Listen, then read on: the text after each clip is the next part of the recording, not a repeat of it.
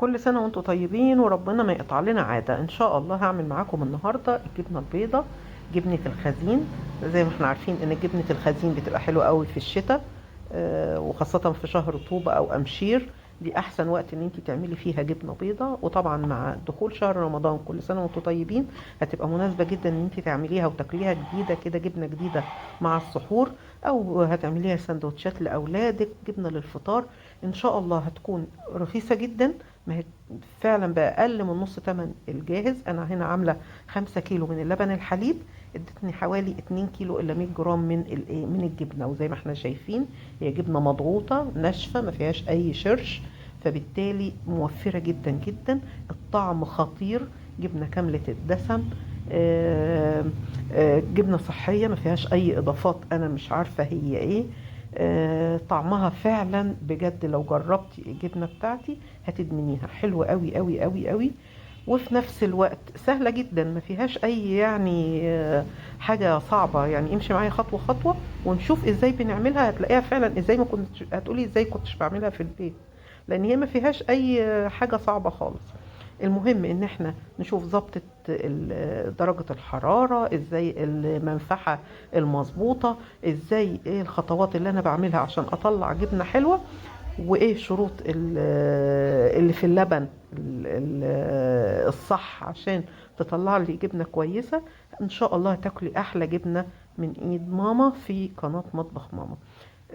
لو انت بتشوفيني من خلال الفيسبوك اتمنى ان انت تعملي متابعة للصفحة ولايك، ولو بتشوفيني من خلال اليوتيوب يشرفني اشتراكك في القناة وتفعيل زر الجرس واختار الكل عشان يوصلك اشعار بكل فيديو جديد بينزل. ونعمل لايك للفيديو ونشيره لاصحابنا علشان ايه الفيديو فعلا يستاهل. وهنعمل ان شاء الله سلسلة من فيديوهات الاجبان، ده اول فيديو فيها. ان شاء الله هعمل لك الجبنه الكريمي، هعمل لك الجبنه الاسطنبولي، ان شاء الله هعمل اكتر من نوع من الجبنه. يلا نشوف بقى عملناها ازاي. هنا انا عندي حوالي 5 كيلو من اللبن الحليب.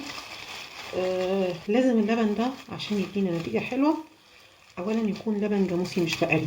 احنا عندنا في مصر في لبن جاموسي وفي لبن بقري.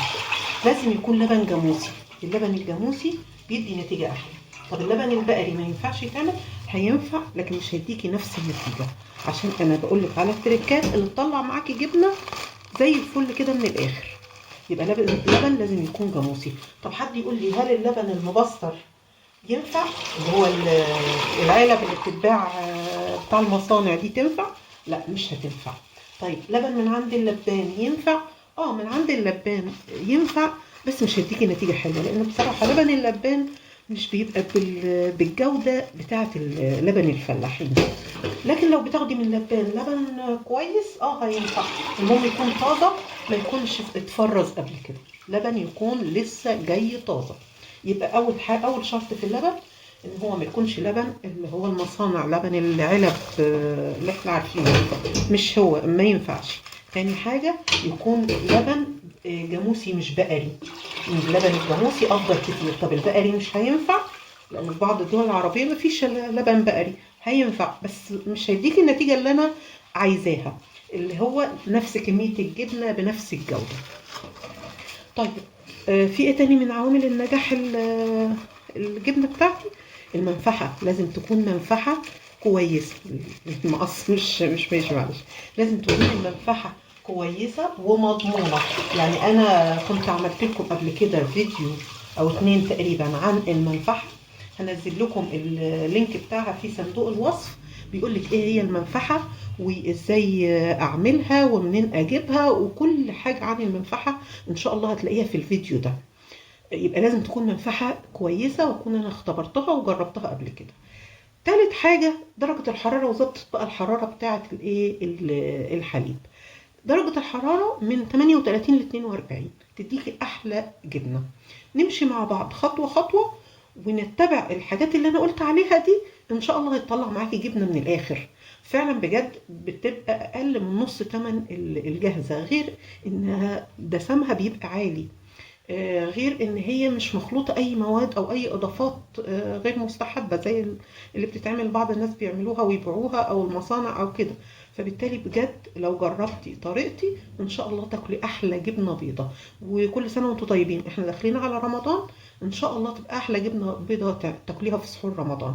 بس امشي معايا خطوه خطوه وان شاء الله زي ما بقول كده هتبقى ايه احلى جبنه. بعد كده بقى انا لسه كده ما ولعتش النار، هفتح النار تحت اللبن ونشوف بقى هنحط له ملح قد ايه واضافات قد ايه. كده انا فتحت البوتاجاز، هبتدي بقى اضيف الملح. الملح عندي زي ما احنا شايفين كوبايه كبيره مليانه، المج الشاي العادي لل5 كيلو، يعني قد ايه؟ يعني حوالي ربع كيلو. طب دلوقتي انا عايزه اعرف الملح لو هعاير بالمعلقه، انا مش هوزن ما عنديش ميزان، قد ايه؟ حوالي معلقتين مليانين كبار، مليانين معالق الاكل العاديه، معلقتين كبار مليانين من الملح. وهبتدي ادوب الملح كويس جدا ومولعه تحت النار لغايه ما اوصل لدرجه حراره 40 كده. طب اعرفها ازاي؟ انا بحط صباعي في اللبن واشوف لغايه ما يدفى الدفيان اللي هو درجة حرارة 40، اللي هو زي ما يكون مثلا بعد الشهر حد سخن عندك ودرجة حرارة 40. شوفي تخيلي بتكون ايه شكلها ازاي، او درجة الحرارة 40 دي ازاي. لو عندك ترمومتر يبقى كده تمام، حط صباعي لغاية ما اوصل لدرجة الحرارة المطلوبة، وكده انا بدوب الايه الملح لغاية ما اوصل لدرجة الحرارة المطلوبة. نبتدي نحط المنفعة. كده انا خلاص فعلا فاضل له حاجة بسيطة وابتدي ايه احط المنفعة بتاعتي. المنفعة بتاعتي طب احط قد ايه؟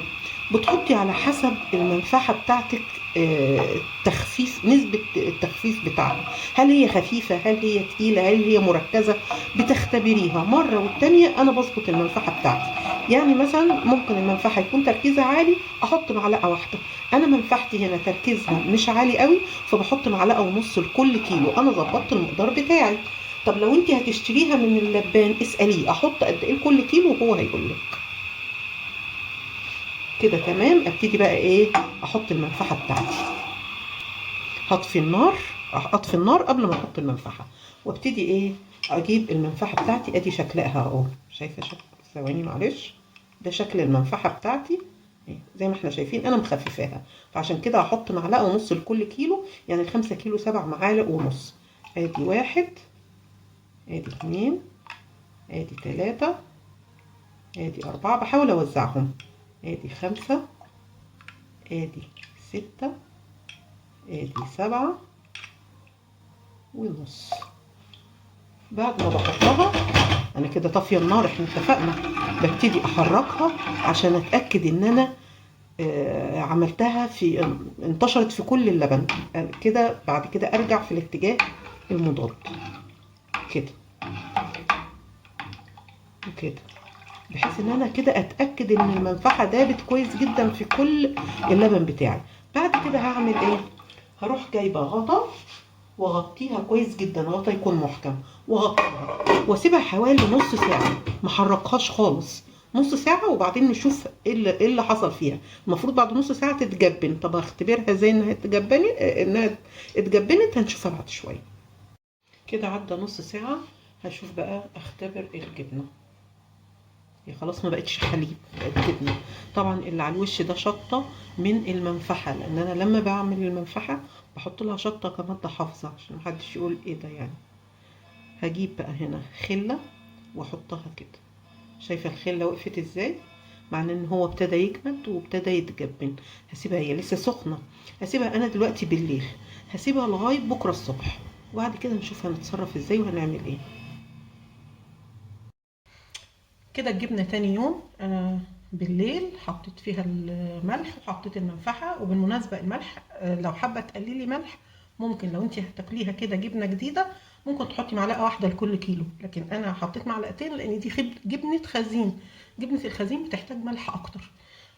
سبتها من بالليل للصبح، احنا دلوقتي الصبح. هبتدي بقى ايه نعمل الخطوة التانية. الخطوة التانية عبارة عن ايه؟ ان انا بجيب اي مصفى عندي وبحطها على طبق اكبر على اساس ينزل الشرش فيه، وابتدي احط فيها اي حاجه عندك، قماشه كده ايه قديمه ونظيفه كده بس تكون قطن، او الشاشه دي انا شارياها مخصوص عشان الجبنه دي. بجيب الشاشه بحطها كده وابتدي ايه احط فيها الجبنه، اخرج الجبنه فيها، اقربها كده بس شويه عشان تشوفوها. شايفه الجبنه وانت بتقطعيها. طبعا اتفقنا ان اللي على الوش ده ايه؟ الشطه اللي كانت في المنفعه. هبتدي افضي كل الجبنه بتاعتي زي ما احنا شايفين في المصفى كده. انا حطيت الجبنه في المصفى كلها. هبتدي بقى ايه؟ اقفل عليها. في ناس تقولك ايه؟ حطي عليها حاجه تقيله. هحط حاجه تقيله بس مش دلوقتي. وانت بتقفلي حاولي كده ايه؟ تبقى مرتبه القماشه او الشاشه بحيث ان هي وش الجبنه يطلع كده ايه؟ مساوي وحلو، ما يطلعش ايه؟ منعكش كده كده. طب هقدر احط دلوقتي عليها حاجه تقيله؟ لا، زي ما احنا شايفين الجبنه لسه كلها دلوقتي شرش، عامله زي الزبادي. شايفه؟ انا لو ضغطت عليها هتفتفت مني وهتتبهدل. فانا كل اللي هيحصل ايه؟ ان انا هسيبها كده حوالي ساعتين 3 4. اسيبها كده هتكون خلاص نزلت الشرش اللي فيها، ابتدى الوش يتساوى. اروح حط وجمدت شويه، اروح حط عليها ايه؟ حاجه تقيله. احط حاجه تقيله احنا النهارده الصبح، اخليها لتاني يوم الصبح. يعني بسيبها تقريبا 24 ساعه بحيث ان هي تنزل كل الشرش اللي فيها. وبعد كده نشوف بقى ايه الجبنه بتاعتنا هتبقى شكلها ازاي. كده بعد 24 ساعة أنا كنت حاطة التتقيل ده على الجبنة بتاعتي حوالي 2 كيلو من السكر أي حاجة يعني. ابتدي بقى أشوف الإيه الجبنة بتاعتي. طبعا جمدت جدا، دي كده الشطة جمدت جدا. ابتدي إن أنا إيه؟ هقلبها. ممكن أقطعها كده وأشيلها بس أنا هقلبها ونشوف شكلها.